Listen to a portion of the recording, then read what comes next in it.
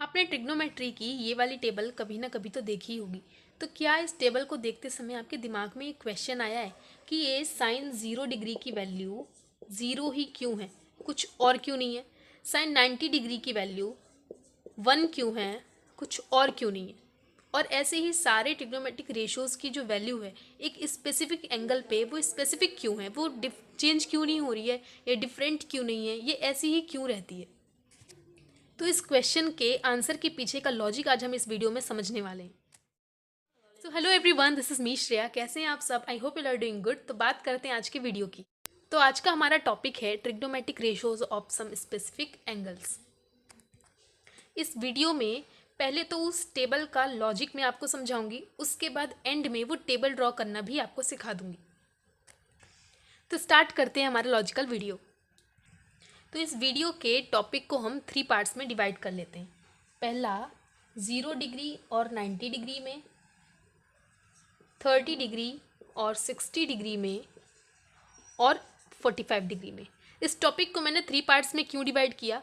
क्योंकि जो लॉजिक हम यहाँ पे यूज़ करने वाले हैं, मतलब कि 0 डिग्री और 90 डिग्री के लिए एक सेम लॉजिक यूज होने वाला है, 30 डिग्री और 60 डिग्री वाले केसेस में एक सेम लॉजिक यूज़ होने वाला है, और 40 डिग्री वाले केसेस में एक डिफरेंट लॉजिक यूज़ होने वाला है, जो कि सारे ट्रिग्नोमेट्रिक रेशियोज में फॉलो होगा। So let's start with the first one. पहले हम बात करेंगे 0 डिग्री की। तो यहाँ पे मैंने एक एंगल ड्रॉ किया। इस पॉइंट का नाम दिया मैंने ए, इसका नाम दिया मैंने बी, और इसका नाम दिया मैंने सी। इस एंगल का नाम दिया मैंने थीटा। सो जैसे कि मैंने आपको फर्स्ट वाले वीडियो में बताया था कि theta is what? Theta is an acute angle. तो ये एंगल कैसा है? एक एक्यूट एंगल है। इस एंगल की जो टर्मिनल साइड है, मतलब कि ए बी, इस टर्मिनल साइड के टर्मिनल पॉइंट पर, मतलब कि ये वाला पॉइंट बी के नियरेस्ट पॉइंट, यहाँ से मैंने एक परपेंडिकुलर डाला। इस पॉइंट को मैं नाम दे देती हूँ पी। और यहाँ से जो मैंने परपेंडिकुलर डाला, ये वाला जो पॉइंट है जो कि ए सी पे मीट कर रहा है, ए सी पे आके गिराना ये वाला है परपेंडिकुलर, तो ए सी पे जो ये वाला पॉइंट मीट कर रहा है, इसका नाम दे दिया मैंने एम। अब आप ये कहेंगे कि मैंने ये चीज़ क्यों बनाई? यार मैथ में, फिजिक्स में या केमिस्ट्री में, किसी भी सब्जेक्ट में आप देखो ना, तो एक जो भी हमारा रिजल्ट आता है उसके पीछे बहुत सारे एक्सपेरिमेंट किए रहते हैं। तो ये वाला जो हमारा रिजल्ट है, मतलब कि इस एंगल से हमारे पास 0 डिग्री वाली वैल्यूज़ कैसे आ सकती हैं या 90 डिग्री वाली वैल्यूज़ कैसे आ सकती हैं, इसके पीछे बहुत सारे एक्सपेरिमेंट किए गए होंगे, और बाद में ये वाला एक्सपेरिमेंट हमारा सफल रहा होगा। तो आज हम इसी एक्सपेरिमेंट के बारे में बात करने वाले हैं। तो इस एक्सपेरिमेंट का मतलब क्या था? इस एक्सपेरिमेंट का मतलब था कि अगर हम कोई भी एक्यूट एंगल ड्रॉ करें, ठीक है, कोई भी एक्यूट एंगल ड्रॉ करें, और जो इस एंगल की इनिशियल साइड है, मतलब कि ए सी है, और इस एंगल की जो टर्मिनल साइड है, मतलब कि ए बी, ये इनिशियल साइड और टर्मिनल साइड अगर इनको ओवरलैप करा दिया जाए, मतलब कि एक पॉइंट पर अगर ये इस तरीके से आ जाए, जिसमें इस लाइन का मतलब क्या है? अभी अगर इस एंगल को देखा जाए तो अगर ये वाली जो टर्मिनल साइड है वो इस तरीके से होती, यहाँ पे हमारा कहीं बी पॉइंट होता, अगर ये इस तरीके से होती, फिलहाल ये 90 डिग्री का एंगल है, हमने इस एंगल को रिड्यूस कराया, मान लीजिए कि एंगल अभी 60 डिग्री का है। अगर मैं इस 60 डिग्री वाले एंगल को थोड़ा सा और रिड्यूस करूं, तो इस पॉइंट पर आकर के कहीं ये 30 डिग्री का हो जाएगा, इसे और रिड्यूस किया जाए तो यहाँ 15 डिग्री का हो जाएगा, इसे और रिड्यूस करके एक पॉइंट पर मैं इसको इतना रिड्यूस कर दूं कि एंगल हमारा कितना हो जाए? 0 डिग्री हो जाए। तो 0 डिग्री में हमारा ये वाला स्ट्रक्चर फॉर्म होगा ना, जहाँ पर कोई भी एंगल नहीं होगा, कोई भी एंगल नहीं, इट मीन्स वो 0 डिग्री एंगल है ना? तो इस लाइन का मतलब क्या है? इस लाइन का मतलब है कि यहाँ पे जो ये वाली डिस्टेंस है, एक परपेंडिकुलर, हमने ये परपेंडिकुलर कब ड्रॉ करा था? जब ये एक एक्यूट एंगल था, मतलब कि इसके बीच में टर्मिनल साइड और इनिशियल साइड के बीच में थोड़ी सी डिस्टेंस थी, तब हमने ये परपेंडिकुलर ड्रॉ करा था। अब यहाँ पे कहीं डिस्टेंस नहीं है, इसी पॉइंट पे हमारा P है, इसी पॉइंट पे हमारा M है, और यहाँ पर हमारा A था, और ये पॉइंट हमारा कौन सा था? यहीं पर B है, यहीं पर C है। मान लीजिए यहीं पे B है, यहीं पे C है, और ये ओवरलैप कर चुके हैं, ओवरलैप कर चुके हैं, तो मतलब PM वाली ये वाली जो डिस्टेंस है ये गायब हो गई है। परपेंडिकुलर इनकी इनिशियल साइड और टर्मिनल साइड के बीच का जो डिस्टेंस था, अब वो गायब हो चुका है। वो इसलिए गायब हो चुका है क्योंकि यहाँ पे ओवरलैप कर गए, एक ही पॉइंट पर मीट कर गए, तो पीएम यहाँ पे 0 हो चुका है, पीएम 0 हो चुका है। अब इस स्ट्रक्चर को देखा जाए तो ए पी और ए एम की जो डिस्टेंस है वो बिल्कुल सेम है, A P is equal to A M, है ना। P M is 0 and A P is equal to A M. ये कब हुआ? जब हमारा थीटा क्या था? 0। तो थीटा 0 डिग्री होने से हमारे पास ये दो रिजल्ट्स निकल करके आ गए। अब ये दो रिजल्ट्स की हेल्प से हम ट्रिग्नोमेट्रिक रेशियोज की वैल्यूज फॉर्म करेंगे। तो सबसे पहले हम देखते हैं कि साइन थीटा के केस में क्या हो रहा है। सबसे पहले हम थीटा देखते हैं, दिस इज थीटा। तो थीटा वाले केस में अगर देखा जाए तो इस हिसाब से, अगर आपने मेरा पहला वाला वीडियो नहीं देखा ना, तो इन सब चीज़ों के लिए आपको फर्स्ट वीडियो देखना पड़ेगा कि परपेंडिकुलर बेस हमें कैसे डिसाइड करना है थीटा के बेस पे। अब थीटा हमारा ये, फिर भी मैं आपको शॉर्ट में बता देती हूँ। तो थीटा ये है, थीटा के साथ वाली साइड, इसके साथ वाली साइड ये है, थीटा के साथ वाली side in every case is base, ठीक है। थीटा के साथ वाली side in every case is base, और इसके सामने वाली साइड मतलब थीटा के जस्ट सामने वाली साइड इज परपेंडिकुलर। ये हमारा 90 डिग्री का एंगल है, जस्ट बिकॉज कि ये परपेंडिकुलर है। ये हमारा एंगल किसका है? 90 डिग्री का है। 90 डिग्री के सामने वाली साइड इज ऑलवेज हाइपोटेनियस। तो यहाँ से ये चीज़ें क्लियर हो गई। अब हम साइन थीटा का देखते हैं। साइन थीटा का ट्रिग्नोमेट्रिक रेशियोज के फॉर्म में क्या फॉर्मूला है? मतलब कि अगर हम रेशियोज की बात करें, परपेंडिकुलर बेस और हाइपोटेनस की, ये जो रेशियोज हैं इनमें हमारा क्या फॉर्मूला बनेगा साइन के लिए? तो ये होता है परपेंडिकुलर अपॉन हाइपोटेनस। ये कहाँ से आया? इसके लिए मैंने एक शॉर्टकट फॉर्मूला बता रखा था प्रीवियस वीडियो में। पाकिस्तान भूखा प्यासा, हिंदुस्तान हरा भरा। तो ये रहा हमारा P upon H, this is sine. इसे मैं यहाँ पे लिख देती हूँ। So this is P upon H, B upon H and P upon B। P upon H क्या होता है? साइन थीटा होता है। B अपॉन H क्या है? कॉस है। मतलब कि इस रेशो का क्या नाम है? इस रेशो का नाम है कॉस। परपेंडिकुलर और हाइपोटेनस के रेशो को हम क्या बोलते हैं? साइन। ये साइन, कॉस, टेन, कोसेक, सेक, कोट, ये जितनी भी चीज़ें ना, जितनी भी रेशोज हैं, ये सारे रेशोज के नाम हैं। किस रेशोज के नाम है? एक राइट एंगल ट्राइंगल में परपेंडिकुलर, बेस और हाइपोटेनस के रेशोज के नाम दे रखे हैं, साइन, कॉस, टेन, कॉट, सेक, कोसेक। और वो रेशोज कौन कौन से? यही हैं। P upon H is sine, B upon H is cos, P upon B is ten. और जस्ट इसका रेसिप्रोकल कर दिया जाए, मतलब कि B अपॉन P, इसको उल्टा पढ़ेंगे। अब पहले P अपॉन B पढ़ रहे थे, अब B अपॉन P पढ़ेंगे।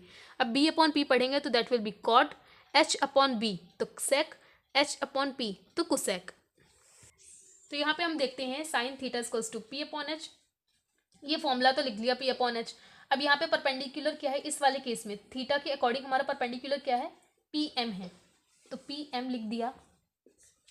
और हाइपोटेनस क्या है? AP है। ये तो था साइन थीटा के केस में था ये। और अगर हमारा अभी हमारा थीटा क्या हो गया? 0 डिग्री हो गया। मतलब कि अब हमें ये रेशो निकालना है व्हेन थीटा इज 0। तो सेम चीज़ निकालनी है। अब यहाँ पे जब साइन थीटा हम निकाल रहे थे तब परपेंडिकुलर हमारा ये था। अब 0 डिग्री के लिए निकाल रहे हैं तो परपेंडिकुलर हमारा 0 हो चुका है ना। PM हमारा 0 के इक्वल हो चुका है, तो PM की जगह पे हम 0 लिख लेते हैं अपॉन AP।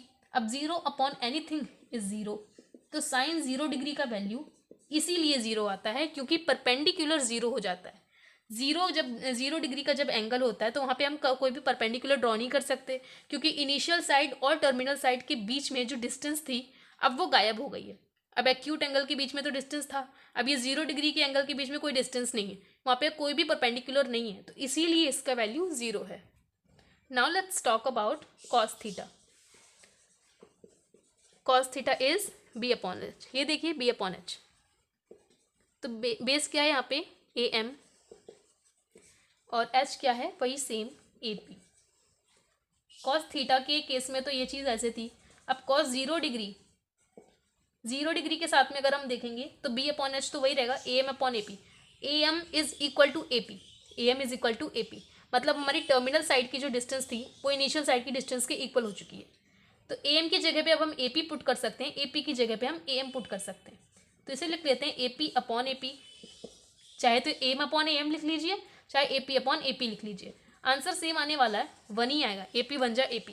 तो कॉस 0 डिग्री की वैल्यू हमारे पास कितनी आ गई? 1 आ गई। ऐसे ही सेम अब हम टेन थीटा के लिए देख लेते हैं। टेन थीटा क्या है? P अपॉन B है, मतलब परपेंडिकुलर अपॉन बेस। इस केस में अगर थीटा के केस में देखा जाए तो हमारा परपेंडिकुलर क्या है? परपेंडिकुलर हमारा PM है, बेस हमारा AM है। अब when theta is equal to 0 degree, theta क्या है? 0 डिग्री हो गया जब हमारा, this was what P M equals to 0, तो यहाँ पे 0 लिख लेते हैं अपॉन 0 नहीं 8 बन गया ये, 0 अपॉन AM। तो 10 डिग्री की वैल्यू क्या आ गई, 0 आ गई, क्योंकि 0 upon anything is 0। Logic clear हो रहा है सबका। जैसे हमने साइन कॉस 10 के लिए 0 डिग्री में निकाला ना, वैसे ही अब हम निकालेंगे कॉट सेक कोसेक के लिए। तो यहाँ पे मैं कुछ फॉर्मुलेज यूज़ करने वाली हूँ, इसके ऐसे कुछ और फॉर्मुलेज थे, वो आपको इससे पहले वाले वीडियो में मिल जाएंगे, तो आप जाके उसे मैं बार बार रिकमेंड कर रही हूँ, आप जाके वो वाला वीडियो प्लीज़ से देख लीजिए। तो cot theta is equal to 1/10 theta, sec theta equals to 1/कॉस theta and cosec theta equals to 1/साइन थीटा। मतलब कि 10 कॉस और साइन में अगर हमारा थीटा सेम है, मतलब कोसेक के लिए भी हम सेम थीटा यूज़ कर रहे हैं, साइन के लिए भी हम सेम थीटा यूज़ कर रहे हैं, ठीक है, यहाँ पर भी सेम थीटा यूज़ कर रहे हैं। अगर हमारा थीटा सेम है तो ये जो हमारे फॉर्मुलेज हैं यहाँ पे हम अप्लाई कर सकते हैं, बिल्कुल से अप्लाई कर सकते हैं। तो 10 डिग्री का वैल्यू हमारे पास क्या आया था, 0 आया था, तो यहाँ से अगर हम कॉट 0 डिग्री का वैल्यू निकालें तो वो हो जाएगा 1/10 डिग्री। अब 10 डिग्री लिखने की बजाय मैं उसका वैल्यू ही लिख देती हूँ 1/0। एंड एज यू नो 0 अगर किसी के अंडर में आ जाता है तो उसका आंसर क्या आ जाता है, इन्फिनिटी आ जाता है, मतलब कि नॉट डिफाइंड। और कॉस थीटा की हेल्प से, यानी कि कॉस 0 डिग्री की हेल्प से हम सेक थीटा की वैल्यू निकाल सकते हैं, सेक 0 डिग्री की वैल्यू निकाल सकते हैं। तो sec 0 degree is equal to 1/कॉस 0 डिग्री। अब कॉस 0 डिग्री का वैल्यू क्या आ रहा था, 1 आ रहा था, तो सेक 0 डिग्री इज 1। यहाँ से सेक 0 डिग्री का वैल्यू पता चल गया। डायरेक्ट फॉर्मूला अप्लाई करते हैं, हमारे पास दो ऑप्शन थे, या तो हम वापस से एंगल वाले फॉर्मेट से देखते या फिर डायरेक्ट फॉर्मूला अप्लाई करते। अब एंगल वाले फॉर्मेट से हमने 3 चीज़ें तो समझ ली, अब फॉर्मूला अप्लाई करके बाकी के 3 भी निकाल लेते हैं, इससे टाइम वेस्ट नहीं होगा। Now let's talk about cosec 0 degree. Cosec 0 degree equals to 1/साइन 0 डिग्री। साइन 0 का आंसर कितना आ रहा था, 0 आ रहा था, तो कोसेक 0 डिग्री 1/0 इज 1/0। जैसे कि मैंने पहले बताया था, 0 किसी भी चीज़ के अंडर में आ जाए तो उसका आंसर क्या आ जाता है, इनफाइनाइट आ जाता है। इसीलिए आपको टेबल में कॉस 0 डिग्री की वैल्यू कितनी दिखाई देती है, अनडिफाइंड दिखाई देती है। वहाँ पे लिखा रहता है या तो नॉट डिफाइंड लिखा रहेगा या फिर अनडिफाइंड लिखा रहेगा। तो अब आई होप आपको वो टेबल को लॉजिक समझ में आ रहा होगा। 0 डिग्री के बारे में हमने बात कर ली, अब हम 90 डिग्री के बारे में भी देख लेते हैं। तो जैसे कि मैंने पहले कहा था कि ये टॉपिक को मैंने इसमें तोड़ा है, मतलब कि 0 डिग्री और 90 डिग्री को साथ में लिखा था, क्योंकि जो चीज़ हमने 0 डिग्री के लिए अप्लाई करी थी, जो एक्सपेरिमेंट हमने 0 डिग्री के लिए देखा था, वही सेम एक्सपेरिमेंट यहाँ पर भी फॉलो हो रहा है। मतलब कि वापस से वही हम एक्यूट एंगल ड्रॉ करेंगे, सेम चीज़ सारी बनाएंगे। पी पॉइंट यहाँ पे हमने लिया था, यहाँ से एक परपेंडिकुलर ड्रॉ करा था, इसका नाम दिया था थीटा, ये ए बी एंड सी। यही सेम चीज़ हमने 0 डिग्री के लिए की थी ना, अब यही सेम चीज़ हम 90 डिग्री के लिए भी करेंगे, लेकिन यहाँ पे थोड़ी सी कुछ चीज़ें चेंज होने वाली हैं। जब हमने इसको 0 डिग्री बनाया था, मतलब कि जब इसके बीच में कोई एंगल नहीं था, तो ये PM 0 हो गया था। अगर हम 90 डिग्री तक लेके जाएं, 90 डिग्री इन द सेंस अगर हम इसे यहाँ पे बना लें, तो इससे अगर इसको ट्रांसफॉर्म किया जाएगा तो इसका मतलब क्या है, मान लीजिए जैसे कि मैंने पहले बताया कि 60 डिग्री का मान लीजिए हमने एंगल दिया है, अगर इसको थोड़ा सा इधर की तरफ स्ट्रेच करेंगे, मतलब कि ये जो टर्मिनल साइड है इसको थोड़ा सा इधर की साइड में स्ट्रेच करेंगे तो एंगल हमारा बड़ा होगा, और जब ये इधर की साइड स्ट्रेच होगा तो M धीरे धीरे करके एक ही तरफ मूव करने लगेगा। एक स्ट्रक्चर बना देती हूँ, वहाँ से आपको ये चीज़ें अच्छे से क्लियर हो जाएंगी। तो यहाँ से ये हमने थोड़ा सा एक्सपेंड किया, मतलब कि पहले 60 डिग्री का एंगल था, मान लीजिए कि यहाँ पे 70 डिग्री का एंगल हो गया है। तो अगर ये चीज़ थोड़ा सा मैं स्ट्रेच किया तो ये M पॉइंट ना एक ही तरफ थोड़ा थोड़ा करके टेंड करता जा रहा है। M किसको टेंड कर रहा है, एक ही तरफ टेंड कर रहा है, मतलब M एक ही तरफ थोड़ा थोड़ा करके मूव करता जा रहा है। अगर मैं इस एंगल को स्ट्रेच करूँ, मतलब अगर जैसे जैसे मेरा एंगल बड़ा होता जा रहा है वैसे वैसे ये वाली जो लेंथ है ये डिक्रीज होती जा रही है। एंगल बड़ा होने के साथ साथ ये लेंथ क्या होती जा रही है, डिक्रीज होती जा रही है। कौन सी लेंथ डिक्रीज हो रही है, हमारी AM के बीच में जो लेंथ थी, ये वाली जो लेंथ थी ये डिक्रीज होती जा रही है।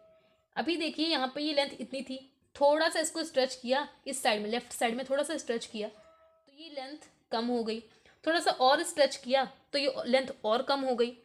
एंगल बड़ा होता जा रहा है लेकिन ये डिस्टेंस कम होती जा रही है। एक पॉइंट पे जब हम 90 डिग्री पे पहुंच जाएंगे तो ये जो एम है ना ए के साथ में कोइंसाइड कर जाएगा, मतलब कि ओवरलैप कर जाएगा। ये वाली जो डिस्टेंस है, ये पी एम के बीच में जो डिस्टेंस है वो इसके ऊपर ओवरलैप कर जाएगी, मतलब कि सॉरी पी ए के ऊपर ओवरलैप कर जाएगी। ए एम हमारा जब थीटा क्या है, when theta is 90 degree, A M is 0। A M यहाँ पे एम के बीच में कोई डिस्टेंस दिखाई दे रही है आपको? नहीं दिखाई दे रही, क्योंकि वो अब ओवरलैप कर गया है। यहाँ पे और क्या क्या चीज़ दिखाई दे रही है कि ए पी के बीच में जो डिस्टेंस थी, ए पी के बीच में ये वाली जो ए पी के बीच में डिस्टेंस थी वो अब पी एम के इक्वल हो गई है। ये देखिए पी मतलब कि ए और एम जो है वो दोनों एक ही पॉइंट पे आ गए हैं। ख़त्म नहीं हुआ ये वाला जो डिस्टेंस थी ये ख़त्म नहीं हुई है, ये ओवरलैप कर गई है। तो जो डिस्टेंस ए पी के बीच में थी अब वही डिस्टेंस पी एम के बीच में है, मतलब कि A P is equal to P M. एक बार फिर से रिकैप देख लेते हैं कि जैसे जैसे हमारा थीटा इंक्रीज होता जा रहा है, जैसे जैसे थीटा इंक्रीज होता जा रहा है, ए और एम के बीच की जो डिस्टेंस है वो भी डिक्रीज होती जा रही है। जैसे कि यहाँ पे 60 डिग्री का एंगल हमने माना और इसको जब थोड़ा सा इस साइड की तरफ मतलब कि लेफ्ट में थोड़ा सा स्ट्रेच किया तो थीटा तो इंक्रीज हो रहा है लेकिन ए एम डिक्रीज होती जा रही है। यहाँ पे थोड़ा सा और एक्सपेंड किया तो ए एम थोड़ी और डिक्रीज हो गई, यहाँ पे थोड़ा सा और एक्सपेंड किया तो ये चीज़ और डिक्रीज हो गई। एक पॉइंट पे जब हम 90 डिग्री पे आके पहुँच गए तो ए एम की जो डिस्टेंस थी अब वो बिल्कुल ही गायब हो चुकी है। A M now is equals to 0। और यहाँ पे क्या हुआ है कि ए पी के बीच में जो डिस्टेंस थी अब वही डिस्टेंस पी एम के बीच में भी है, मतलब कि ये परपेंडिकुलर की जो डिस्टेंस है वो इसके इक्वल हो चुकी है, हाइपोटेनस के इक्वल हो चुकी है। ये सब कब हुआ? When theta is equals to 90 degree. तो इस एक्सपेरिमेंट से जो भी हमें रिजल्ट्स मिले वो ये रहे। अब यही रिजल्ट्स हम अपने ट्रिग्नोमेट्रिक रेशियोज में यूज़ करेंगे। बात करते हैं साइन थीटा की, पी अपॉन एच। वापस से हम देखते हैं थीटा के साथ वाली साइड इज बेस, थीटा के सामने वाली side is perpendicular and 90 degree के सामने वाली साइड इज हाइपोटेनस। तो यहाँ पे परपेंडिकुलर क्या है? पी एम है, P M P M. H is hypotenuse मतलब कि ए पी। साइन थीटा किसके इक्वल है? P M upon A P के इक्वल है। और इस रिजल्ट से व्हेन थीटा इज 90 डिग्री मतलब कि साइन 90 डिग्री की हम यहाँ पे वैल्यू निकाल रहे हैं तो पी एम किसके इक्वल है? ए पी के इक्वल है। ए पी और पी एम यानी कि हाइपोटेनस एंड परपेंडिकुलर इस पॉइंट पे हमारा इक्वल हो गया था, है ना। इस वाले रिजल्ट में ए पी पी एम के इक्वल हो गया था। तो पी एम की जगह पे हम ए पी पुट कर सकते हैं और ए पी की जगह पे पी एम पुट कर सकते हैं। तो यहाँ पे मैं A P upon A P कर देती हूँ, पी एम की जगह पे ए पी लिख सकते हैं।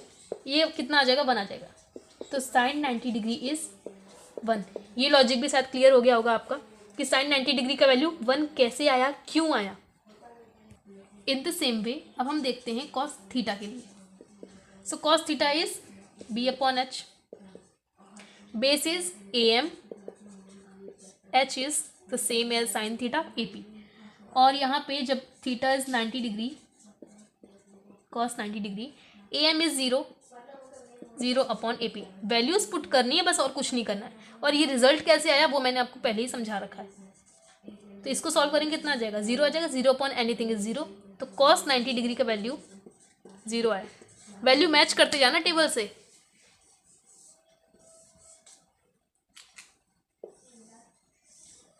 साइन 90 डिग्री का वैल्यू 1 एंड कॉस 90 डिग्री का वैल्यू 0। ऐसे अब हम देखते हैं टेन थीटा के लिए। यहीं पे देख लें, जगह कम पड़ रही है। Tan theta is P upon B, perpendicular is P M and base is A M. तो यहाँ पे हम क्या करेंगे? P M is equals to A P, sorry P M, A M का वैल्यू क्या है? 0, पी एम अपॉन 0। अब इसका वैल्यू कितना आ जाएगा? इनफाइनाइट आ जाएगा, मतलब कि undefined. Tan 90 degree P M upon 0। ये वैल्यू मैंने कब पुट करी? When theta is 90 degree. तो 1090 डिग्री का वैल्यू हम फाइंड कर रहे हैं। तो 1090 डिग्री का वैल्यू क्या आ जाएगा? अनडिफाइंड आ जाएगा। क्यों आ जाएगा? क्योंकि 0 किसी भी चीज़ के अगर अंडर में आ जाता है, 0 से हम किसी को भी डिवाइड करते हैं तो उसका आंसर कितना आता है? अनडिफाइंड आता है। अब इन 3 वैल्यूज़ की हेल्प से हम बाकी के 3 रेशियोज़ की वैल्यू भी फाइंड कर लेंगे। तो सबसे पहले साइन की हेल्प से हम क्या फाइंड कर सकते हैं, कोसेक थीटा, मतलब कि कोसेक 90 डिग्री। तो cosec 90 degree is equal to 1 by sine 90 degree. Sine 90 degree is equal to 1, तो 1/1 कितना आ जाएगा 1, यानी कि कॉस 90 डिग्री, कोसेक 90 डिग्री का वैल्यू 1 आ गया। ऑल राइट, अब कॉस 90 डिग्री से हम किसका फाइंड कर सकते हैं, सेक 90 डिग्री का फाइंड कर सकते हैं। तो sec 90 degree is equal to 1 by cos 90 degree, cos 90 degree and cos 90 degree is 0। तो सेक 90 डिग्री का वैल्यू कितना आ गया, अनडिफाइंड आ गया। नाउ टेन 90 डिग्री से हम किसका फाइंड कर सकते हैं, कॉट का फाइंड कर सकते हैं, cot 90 degree and cot 90 degree is equal to 1 by tan 90 degree, 1 upon infinite and 1 upon infinite is equal to 0। तो कॉट 90 डिग्री का जो वैल्यू आता है वो 0 आता है। वैल्यू आप मैच कर सकते हैं टेबल से, बिल्कुल भी गलत नहीं है। और इसका रीज़न भी मैंने आपको बता दिया, मतलब कि वैल्यू के पीछे का लॉजिक क्या है वो भी मैं आपको साथ में समझाती चल रही हूँ। तो 0 और 90 डिग्री के लिए तो हम देख चुके हैं, अब देखते हैं 30 एंड 60 डिग्री के लिए। तो फर्स्ट ऑफ ऑल हम देखेंगे 30 डिग्री के लिए। तो ये भी एक एक्सपेरिमेंट का एक पार्ट है। तो इसमें क्या एक्सपेरिमेंट है, एक हमें इक्विलेटरल ट्राइंगल ड्रॉ करना है। हमने क्या किया, एक इक्विलेटरल ट्राइंगल ड्रॉ किया, ठीक है। इस इक्विलेटरल ट्राइंगल के पॉइंट्स के नाम दे दिए ABC। अब आपके मन में ये क्वेश्चन नहीं आ रहा होगा कि यहाँ पे इक्विलेटरल ट्राइंगल ही क्यों ड्रॉ किया है, यहाँ पे कुछ और क्यों नहीं किया। तो यार जिसने भी एक्सपेरिमेंट किए थे ना, उसने इससे पहले बहुत सारे एक्सपेरिमेंट किए थे, लेकिन सक्सेसफुल कौन सा रहा, ये वाला रहा। तो इसीलिए हम इसको पढ़ रहे हैं। एक इक्विलेटरल ट्राइंगल ड्रॉ किया, पॉइंट्स के नाम दे दिए, ठीक है। यहाँ से मतलब कि इस पॉइंट से अब इस ट्राइंगल को हम 2 बराबर पार्ट्स में डिवाइड कर लेते हैं, मतलब कि एक बाइसेक्टर ड्रॉ कर लेते हैं, ठीक है। एक बाइसेक्टर हमने ड्रॉ कर लिया, इस पॉइंट को नाम दे देते हैं D। D इस BC का मिड पॉइंट है। अब ये मिड पॉइंट है तो इसको 2 बराबर हिस्सों में डिवाइड करेगा। तो अगर मैं इस वाले पॉइंट का नाम दे दूँ A, इस वाले डिस्टेंस का नाम दे दूँ A, BD is equal to A, and if BD is equal to A, then DC will also be equal to A. A plus A is 2A, मतलब कि BC मतलब कि BD plus DC, BD plus DC मतलब कि A plus A is equal to 2A, मतलब कि BC की distance क्या है, 2A है। एंड जस्ट बिकॉज कि इक्विलेटरल ट्राइंगल है कि तो सारी साइड्स का जो हमारा डिस्टेंस है वो बिल्कुल सेम होगा। तो अगर ये 2A है तो ये भी 2A होगा, ये भी 2A होगा, क्योंकि ये पूरे की डिस्टेंस कितनी है, 2A है। इसको हमने 2 पार्ट्स में डिवाइड करा है ये बाइसेक्टर की हेल्प से। और ये सारे एंगल्स किसके हैं, 60 डिग्री के हैं, क्योंकि इक्विलेटरल ट्राइंगल में सारे एंगल्स किसके होते हैं, 60 डिग्री के होते हैं।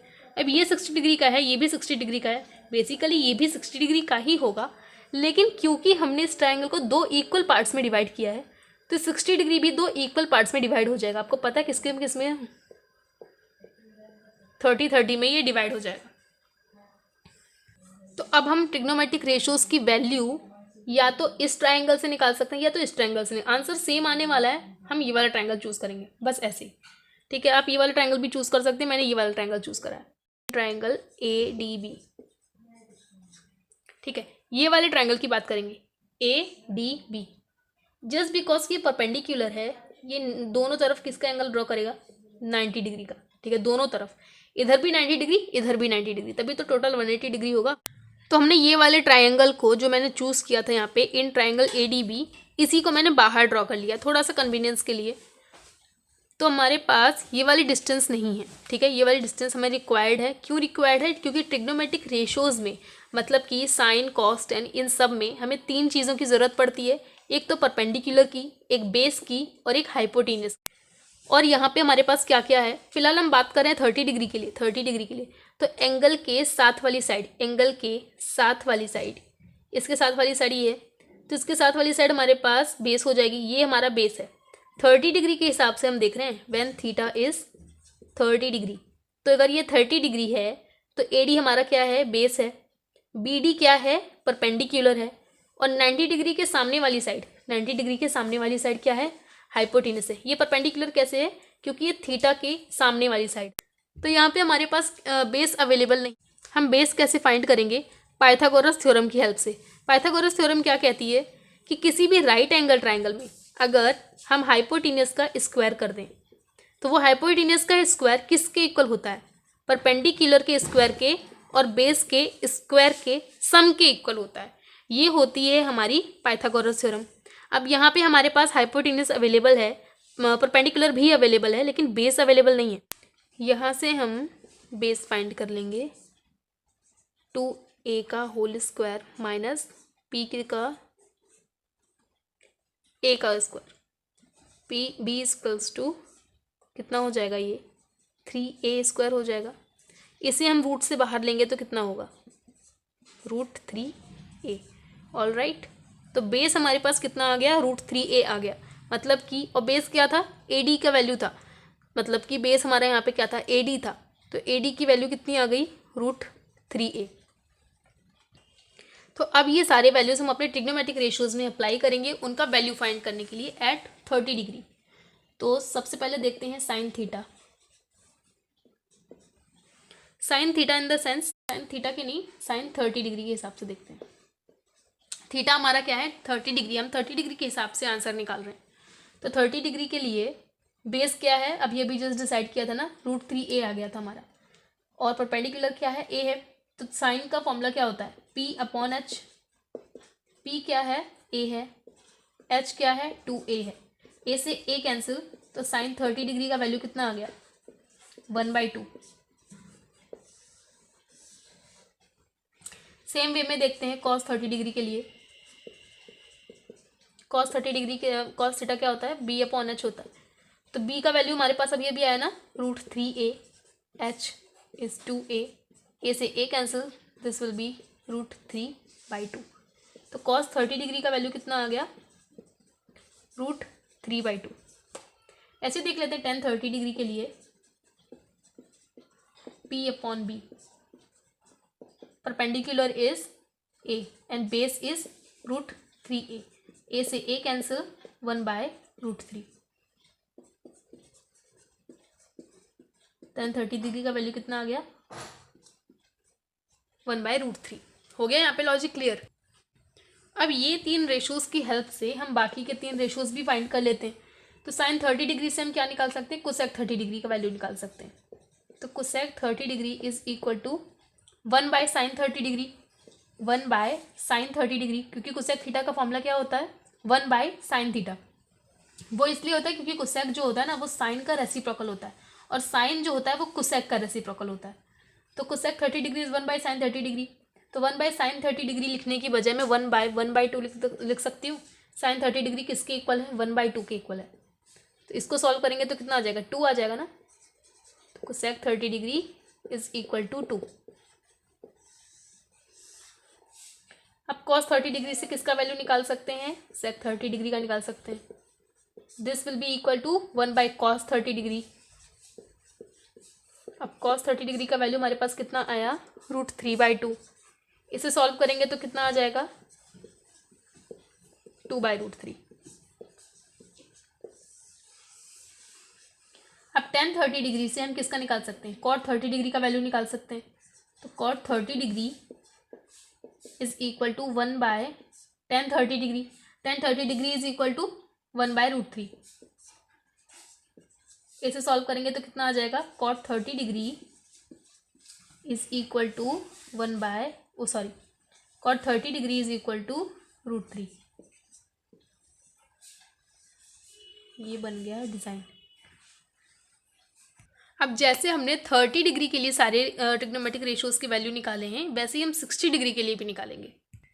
जैसे ना 0 डिग्री और 90 डिग्री में हमने सेम कॉन्सेप्ट यूज़ किया था, वैसे ही 30 डिग्री और 60 डिग्री में भी सेम कॉन्सेप्ट लगने वाला है। मतलब वही इक्विलेटरल ट्रायंगल वाला जो कॉन्सेप्ट 30 डिग्री में लगा था, वही कॉन्सेप्ट यहाँ पर भी लगने वाला है।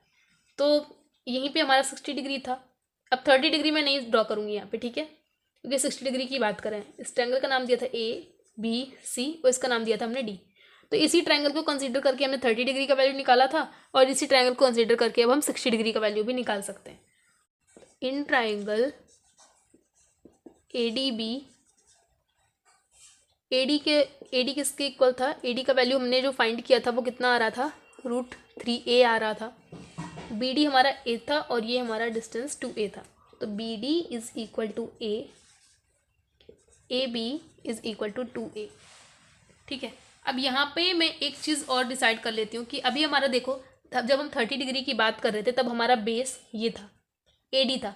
लेकिन जब हम 60 डिग्री की बात कर रहे हैं तो इसके हिसाब से इसके साथ वाली साइड कौन सी है, BD है। तो BD अब यहाँ पे क्या बन जाएगी, बेस बन जाएगी। और थीटा के सामने वाली साइड मतलब कि AD अब क्या बन जाएगी, परपेंडिकुलर बन जाएगी। थीटा के सामने वाली साइड क्या होती है, परपेंडिकुलर होती है। तो ये हमारा परपेंडिकुलर बन जाएगा। ये 90 डिग्री है, इसके सामने वाली साइड हाइपोटेनस। तो अब ये वाला ट्रायंगल इरेज कर देते हैं, इसकी कोई ज़रूरत नहीं है, अभी हमने सारी चीज़ें यहाँ पे लिख ली हैं। तो BD क्या है, हमारा बेस है, एक बार लिख लेते हैं। और AB क्या है, हाइपोटेनस है। और AD क्या है, परपेंडिकुलर है। और किसी चीज़ की हमें यहाँ पे ज़रूरत नहीं है। तो यहाँ पे हम देखते हैं साइन थीटा के लिए। Sine theta is P/H। Perpendicular क्या है, AD है, यानी कि √3a। और H क्या है, यार यहाँ पे थीटा नहीं है, यहाँ पे 60 डिग्री होना चाहिए। साइन 60 डिग्री के लिए नहीं निकाल रहे हैं। P/H √3a/H कितना है, 2a है। A से a कैंसिल, √3/2। साइन 60 डिग्री की वैल्यू कितनी आ गई, √3/2।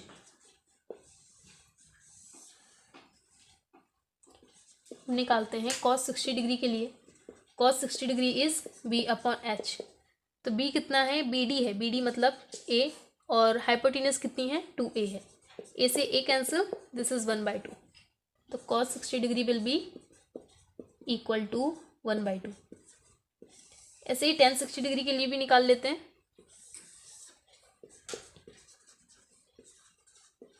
tan 60 डिग्री इज P/B, तो sorry tan theta is P/B। तो परपेंडिकुलर क्या है, AD है, AD यानी कि √3a/B इज A से a कैंसिल, दिस इज √3, मतलब tan 60 degree is √3।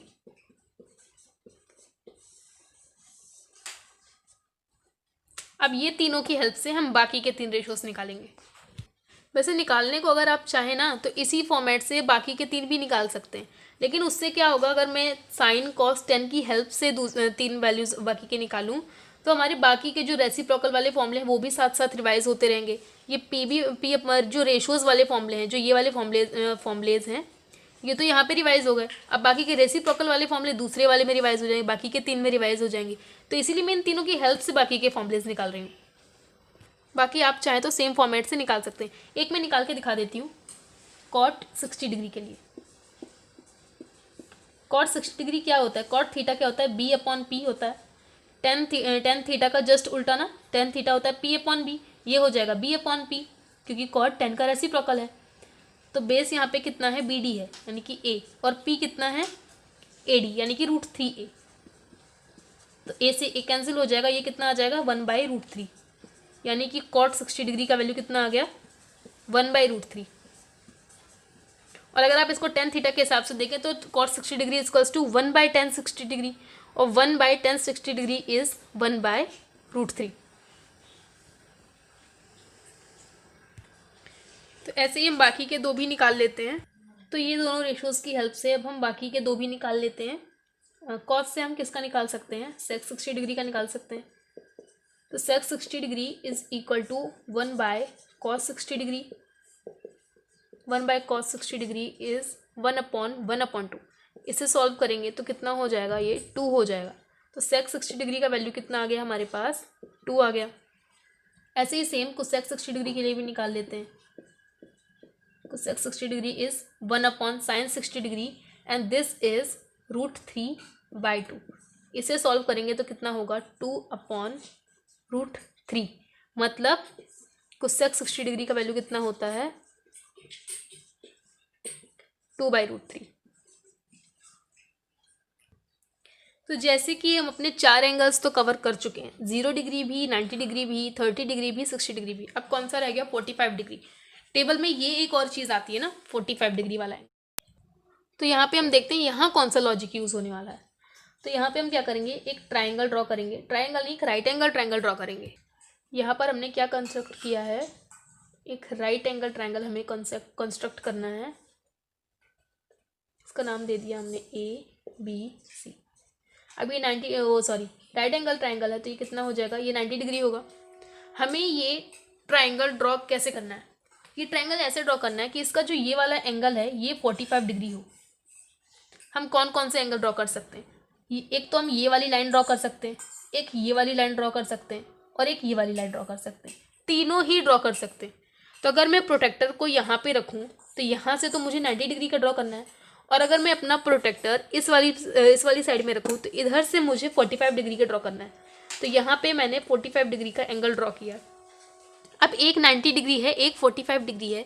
Angle sum property of triangle की हेल्प से अगर हम निकालें तो ये वाला जो हमारा एंगल है ये भी 45 डिग्री हो जाएगा। कैसे हो जाएगा मैं दिखा देती हूँ। Angle A plus angle B plus angle C is equal to 180 degree. Angle A हमें फाइंड करना है, तो एंगल ए का वैसा रख देते हैं। एंगल बी कितना है? 90 डिग्री है। एंगल सी कितना है? 45 डिग्री है। And this is 180 degree. इसे सॉल्व करेंगे तो कितना आ जाएगा? 45 डिग्री आ जाएगा। तो यहाँ से आया था 45 डिग्री। अब हमारे पास दो एंगल 45 डिग्री के हैं और एक एंगल किसका है? 90 डिग्री का है। अब आपको ट्रायंगल्स में ट्रायंगल वाले चैप्टर अगर आपने पढ़ा है तो वहाँ पर एक रूल होता है कि अगर एक ट्रायंगल में अपोजिट एंगल्स इक्वल हैं, मतलब कि ये 45 डिग्री है, इसके अपोजिट वाला कौन सा एंगल है? ये वाला है। एंगल सी के अपोजिट में कौन सा है? ए है। तो यहाँ पे अगर आपने मैथमेटिक्स का अपने ट्रायंगल वाला चैप्टर पढ़ा है तो उसमें एक थ्योरम है आपके पास कि कोई एंगल है, जैसे कि एंगल सी है, इसके अपोजिट में कौन सा एंगल है?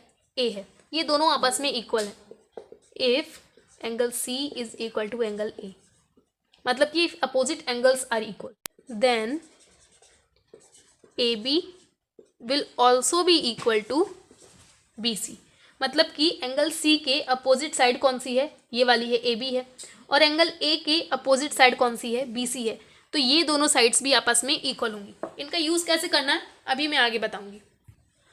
तो जस्ट बिकॉज कि इक्वल है, अगर मैं इस डिस्टेंस को ए मान लूँ तो ये वाली डिस्टेंस भी मुझे ए ही माननी पड़ेगी, क्योंकि ये दोनों साइड्स इक्वल है, इनका मेजरमेंट आपस में इक्वल है। तो अब मेरे पास ये वाली साइड है, ये वाली साइड है, लेकिन ये वाली साइड नहीं है, मतलब कि, और ये है क्या? ये हाइपोटेनस है। 90 डिग्री के सामने वाली साइड इज ऑलवेज हाइपोटेनस। हमारे पास हाइपोटेनस नहीं है। और कोई भी ट्रिग्नोमेट्रिक रेशियोज हमें फाइंड करने के लिए क्या क्या चीज़ों की जरूरत पड़ती है मैंने पहले भी बताया था, पी बी एच, मतलब परपेंडिकुलर बेस एंड हाइपोटेनस। तो हमारे पास परपेंडिकुलर है, बेस है, लेकिन हाइपोटेनस नहीं है। तो हम हाइपोटेनस किसकी हेल्प से फाइंड कर सकते हैं? पाइथागोरस थ्योरम की हेल्प से फाइंड कर सकते हैं। पाइथागोरस थ्योरम क्या कहती है? H square is equal to p square plus b square. हमारे पास एच नहीं है, इससे सॉल्व करते हैं। P square plus b square, h is equal to, इससे सॉल्व करेंगे कितना हो जाएगा? ये a square plus a square, ये हो जाएगा 2a square. H equals to a root 2 या फिर रूट 2a भी लिख सकते हैं। अब हाइपोटेनस मेरा कितना आ गया? Root 2a। ठीक है, अब यहाँ पे हम अपने रेशियोज निकाल सकते हैं। तो अब हम देखते हैं साइन 45 डिग्री। ठीक है, आप यहाँ से ना कोई भी एंगल देख सकते हैं, या तो ये वाला 45 डिग्री या फिर ये वाला 45 डिग्री। दोनों का आंसर सेम ही आएगा, क्योंकि दोनों 45 है और साइड भी दोनों की सेम है। हाइपोटेनस तो किसी भी केस में इक्वल ही रहने वाला है, तो उससे कोई फर्क नहीं पड़ेगा चाहे आप ये वाला एंगल कंसीडर कर रहे हैं या फिर ये वाला एंगल कंसीडर कर रहे हैं। तो sine 45 degree is equal to p upon h, क्योंकि क्या होता है? साइन थीटा का रेशो यही है, मतलब इस रेशो का नाम होता है साइन। तो sine 45 degree is P upon h. तो यहाँ पे पी अपॉन एच, परपेंडिकुलर क्या है हमारा? बी सी, यानी कि ए, ये क्या है? Root 2a। हाइपोटेनस मतलब कि ए सी, और इसका वैल्यू कितना है? Root 2a। ए से ए कैंसिल हो जाएगा। साइन 45 डिग्री का क्या कितना वैल्यू आ जाएगा? 1/√2 आ गया ये वाला। अब ऐसे ही हम निकालते हैं कॉस 45 डिग्री के लिए। ठीक है, ये कितना होता है? b अपॉन एच होता है। ये चीज़ रट लो यार, हर जगह आप रट नहीं सकते कि sine theta p upon h, cos theta b upon h. एक चीज़ रट लो, पाकिस्तान भूखा प्यासा, हिंदुस्तान हरा भरा, या फिर पंडित बद्री प्रसाद हरर बोले, जैसे भी आपको रटना है वैसे रट लो, लेकिन ये चीज़ रट लो। तो कॉस थीटा कितना होता है? कॉस थीटा का रेशो बी अपॉन एच। तो बेस क्या है हमारे पास? ए बी है, सॉरी इसको ए बी नहीं लिखते, बेस ये है, इसका वैल्यू कितना है? ए है, और हाइपोटेनस कितना? रूट 2a है। अरे ये तो सेम साइन 45 डिग्री की तरह आ रहा है, ये इसके इक्वल ही होता है। Cos 45 degree is equal to 1/√2। आपको टेबल में भी ये दोनों सेम सेम ही मिलेंगे, और ऐसे भी हमारे सेम सेम ही आ रहे हैं, क्योंकि इसके पीछे का हम लॉजिक जान रहे हैं। अब देखते हैं tan 45 डिग्री के लिए। This is p/b। Perpendicular is what, this is a and b is a बन जाए ए, tan 45 डिग्री इज 1, और cot 45 डिग्री इसका उल्टा होता है ना, 1 बाय tan 45 डिग्री, तो 1 by 1, this is also equal as tan 45 degree 1। अब क्या रह गया, sec 45 डिग्री रह गया और cosec 45 डिग्री रह गया। तो sec 45 degree is equal to 1 by cos 45 degree, तो 1 बाय cos 45 डिग्री का वैल्यू कितना है, 1 by root two, 1 by root two. इसे सॉल्व करेंगे कितना हो जाएगा, रूट टू हो जाएगा, मतलब sec 45 degree is root two, और cosec 45 डिग्री, cosec 45 डिग्री कितना आएगा, 1 by sine 45 degree, 1 by sine 45 degree. इसे बार बार मैं ऐसे नहीं लिखती हूँ, इसका डायरेक्ट वैल्यू ही लिख देती हूँ। इसका वैल्यू कितना है, 1 बाय रूट टू, ये भी सेम आ गया sec 45 डिग्री के जैसा आ गया, क्योंकि ये सेम होते हैं और आपको टेबल में भी ये सेम ही देखने को मिलेंगे। This is also root two. अब हमने सारे वैल्यूज़ के आंसर निकाल लिए और शायद आपका ये लॉजिक भी हर चीज़ का क्लियर हो चुका होगा कि क्यों किस चीज़ का वैल्यू एक स्पेसिफिक एंगल पे स्पेसिफिक आ रहा है। देखो अब ये रूट टू के अलावा चेंज नहीं हो सकता, क्योंकि हमने कैलकुलेशन करी है यार, यहाँ पे रूट टू ही आएगा, यहाँ पे कुछ और नहीं आ सकता। इस वे में इस सारी टेबल को लर्न करना, टेबल को नहीं सॉरी, इस सारी वैल्यूज़ को लर्न करना, मतलब कि cos 45 डिग्री का आंसर होता है 1 by root two, cosec 45 degree का वैल्यू है रूट टू, sec 45 डिग्री का value is also root two. तो इस तरीके से इसको लर्न करना थोड़ा सा ट्रिकी है, तो इसको आसान बनाने के लिए हम एक टेबल बनाना सीखेंगे, ठीक है। तो सबसे पहले मैंने आपको ये चीज़ लाइन ड्रॉ करके दिखा दी है, अब यहीं पर हम अपनी वैल्यूज़ निकालेंगे। तो 0 degree, 30 degree, 45 degree, 60 degree and 90 degree, ठीक है। तो इसका टेबल फिल करने के लिए हम क्या करेंगे, सबसे पहले 0 डिग्री के नीचे वाले सबसे नीचे यहाँ पे वापस से 0 लिख लेंगे। 0 डिग्री के नीचे क्या लिखना है, 0 लिखना है। यहाँ 1 2 3 4, और सबको क्या करना है, 4 से डिवाइड कर देना है। 4 से डिवाइड कर दिया और सबको अंडर रूट में ले लेना है। अब इसे सॉल्व करना है, तो इसको सॉल्व करेंगे तो हमारा आंसर कितना आ जाएगा, 0 आ जाएगा। इसको सॉल्व करेंगे तो हमारा आंसर कितना आ जाएगा, 1 बाई 2 आ जाएगा। इसे सॉल्व करने के लिए इसे पहले यहीं पे सॉल्व कर लेते हैं, 1 बाई 2। तो रूट तो 1 तो रूट से बाहर आ जाएगा, 2 अंदर रह जाएगा, तो कितना आ जाएगा, 1 बाई रूट 2। स्पेस नहीं है यहाँ पे, 1 मिनट, ये कितना आ गया, 1 बाई रूट 2। इसे सॉल्व करेंगे तो कितना आएगा, रूट 3 बाई 2, रूट 3 बाई 2। इसे सॉल्व करेंगे तो कितना आ जाएगा, 1 आ जाएगा। 1 को रूट से बाहर लेंगे तो 1 आएगा, और 3 को रूट से बाहर लेंगे तो ये रूट 3 रह जाएगा। 4 को रूट से बाहर ले सकते हैं, 2 आ जाएगा। अब ये जितनी भी हमारी वैल्यूज सॉल्व करने पे आई है ना, इसको एज इट इज़ उठा करके साइन वाले में फॉर्म में हमें डाल देना। तो यहाँ पे हमने 0 लिख दिया, यहाँ पे 1 बाई 2 लिख दिया, और यहाँ पे कितना है, 1 बाई रूट 2, और यहाँ पे है रूट 3 बाई 2, और यहाँ पे आ गया 1। अब इसे हम एक रोप समझते हैं कि ये रोप की हेड है और यहाँ पे टेल है, ठीक है। अब इस रोप को हम उल्टा कर देते हैं, मतलब कि टेल को आगे लिखेंगे, रोप को और हेड को पीछे लिखेंगे। तो टेल को मैंने आगे लिखा root 3 by 2, 1 by root 2, 1 by 2 and 0। सारी चीज़ें उल्टी हो गई, लेकिन 45 डिग्री का देख रहे हो सेम आ रहा है, और जब हमने इसका लॉजिक जाना था तो वहाँ पर भी ये दोनों चीज़ें सेम आ रही थी। वैल्यूज़ क्लियर होती चल रही हैं। अब यहाँ पे टेन थीटा के लिए क्या करना है, टेन थीटा का एक फॉर्मूला होता है sign theta by cos theta. ये फॉर्मूला मैंने अपने फर्स्ट वाले वीडियो में आपको समझा रखा है, सारे फॉर्मूले समझा रखे हैं, नॉर्मल वाले बेसिक्स जितनी चीज़ें होती हैं वो सारी चीज़ें मैंने आपको समझा रखी हैं, जाके वो वाला वीडियो देख सकते हैं। तो tan theta equals to sine theta by cos theta, तो ये 0 बाई 1 ही रह जाएगा ना, साइन अपॉन कॉस, ये सब अपॉन में ही लिखा हुआ है, तो यहीं पर सॉल्व कर लेते हैं, अलग से लिखने की ज़रूरत नहीं है। 0 upon 1 is always 0, 1 by 2 upon root 3 by 2, तो 2 से 2 कैंसिल हो जाएगा, कितना रह जाएगा, 1 बाई रूट 3। अब 1 बाई रूट 2 से 1 बाई रूट 2 पूरा का पूरा कैंसिल हो जाएगा, ये 1 रह जाएगा। Root 3 by 2 upon 1 by 2, upon, ये देखिए अपॉन वाला साइन, हर एक में लगा हुआ है, इसलिए अलग से मैंने लिखा नहीं है कहीं पे √3/2 बाय 1/2। चाहे इसको ऐसे लिखें, चाहे ये देखो हमें एज इट इज़ लिखा हुआ मिल रहा है, इसलिए मैंने नहीं लिखा। तो ये कितना हो जाएगा, 2 से 2 कैंसिल हो जाएगा, ये रह जाएगा √3। 1/0 इज़ इनफाइनाइट। अब वापस ये मेरा हेड है, ये टेल है, इसको उल्टा कर दिया तो कितना हो जाएगा, यहाँ पे इनफाइनाइट आ जाएगा, यहाँ पे √3, यहाँ पे 1 आ गया, देखो सेम आ गया यहाँ पे 1/√3 और ये 0, 10 कॉट का आ गया। अब सेक थीटा के लिए क्या फॉर्मूला होता है, 1/cos थीटा, तो यहाँ पे हम 1/cos थीटा का फॉर्मूला अप्लाई कर सकते हैं।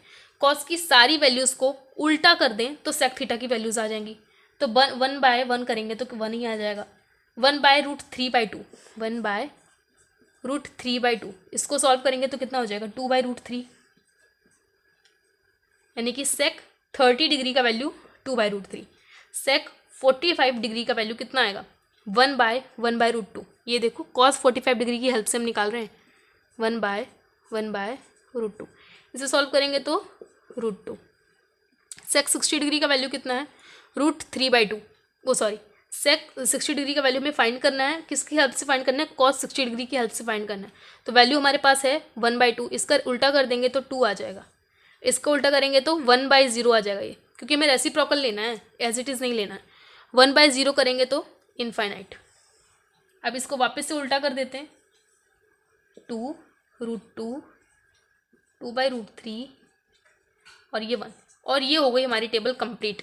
इसके पीछे का लॉजिक भी जान चुके हैं और टेबल कैसे बनानी है वो भी जान चुके हैं। तो यही वाली टेबल है ना जो आपने बुक में देखी थी।